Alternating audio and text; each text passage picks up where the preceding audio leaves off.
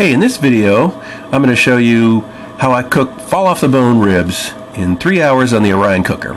What we're looking at here is a chart that originally I had for my 2-hour video, and that's the gray area, and then I printed that out and I laid on the current cook, the 3-hour cook.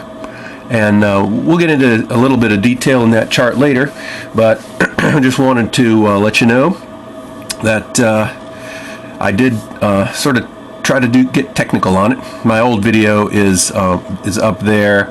You probably don't want to watch that unless you want to look at the detail of how I did the mod, because it's pretty boring. So today I sat down and I figured out, okay, that's about 5 pounds of standard not Matchlight charcoal. It's cheaper that way. It's about 1/3 of a bag, and you put it in 4 locations down there and then one on the top, which makes 5. This is my mod, a couple of shots from that if you want to look at that, but it's pretty simple. Anyway, you put it in 4 locations plus the top, adds about 5 pounds. And instead of putting the ribs on the hangers, I put them right on the grill.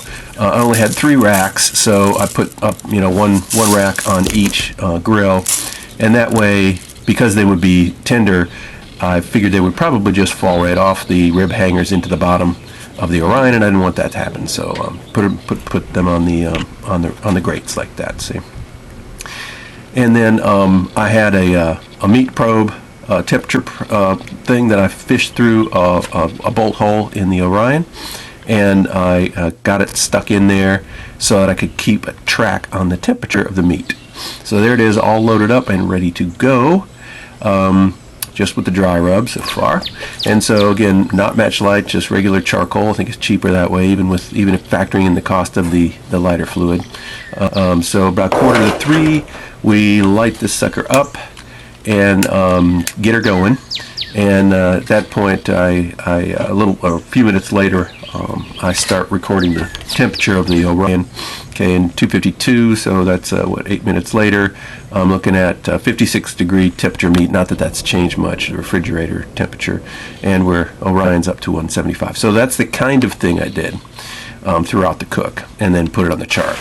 So half an hour later, or an hour and a half later, I added some charcoal, and I put it in 2 of the bins. So 2 times 18, about number of briquettes, and I added the charcoal there about 1 hour and 40 minutes in, and it got going, and I noticed that the temperature had increased about 20 minutes later, or about 25 minutes later. So you can see the blue line on the top was the temperature of the Orion, which started to go down. I added about 20 minutes later, it went up, and you can see the meat stayed above 200 for most of the cook, for about 100 minutes, I say.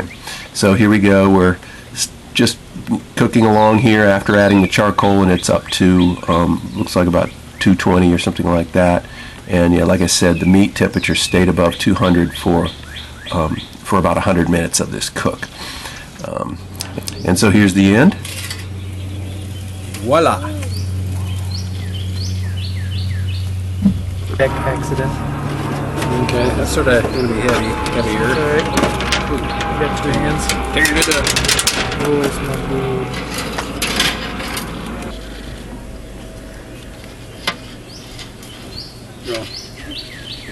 Try to put that where it's not going to burn.